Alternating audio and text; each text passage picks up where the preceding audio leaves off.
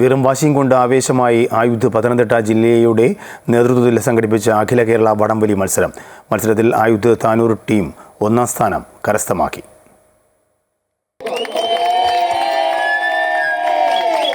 സ്വാമി വിവേകാനന്ദന്റെ ജന്മവാർഷികത്തോടനുബന്ധിച്ചാണ് ആയുധ് പത്തനംതിട്ട ജില്ലാ ഘടകം ഈ വർഷം അഖില കേരള വടംവലി മത്സരം സംഘടിപ്പിക്കാൻ തീരുമാനിച്ചത്. മത്സരത്തിൽ ആയുധിന്റെ തിരുവല്ല, മല്ലപ്പള്ളി, താനൂർ, കോന്നി, അമൃതപുരി, അമൃതവിദ്യാലയം എന്നീ ഘടകങ്ങളുടെ ടീമുകൾ പങ്കെടുത്തു. വാശിയേറിയ മത്സരമാണ് ടീമുകൾ തമ്മിൽ നടന്നത്. അവസാന റൗണ്ട് മത്സരത്തിൽ ആയുധ് തിരുവല്ല ടീമിനെ മലർത്തിയടിച്ചാണ് താനൂർ ടീം ഒന്നാം സ്ഥാനം കരസ്ഥമാക്കിയത്.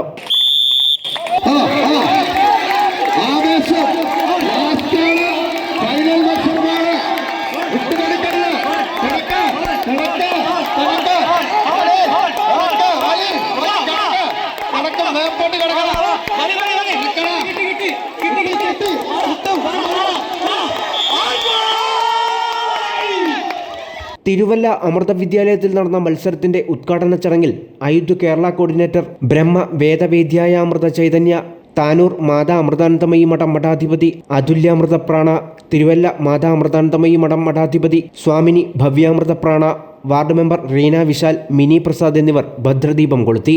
നിരവധി പേരാണ് മത്സരം കാണാൻ തിരുവല്ലയിലെ അമൃത വിദ്യാലയം ഗ്രൗണ്ടിലെത്തിയത്. അമൃത ന്യൂസ്, പത്തനംതിട്ട.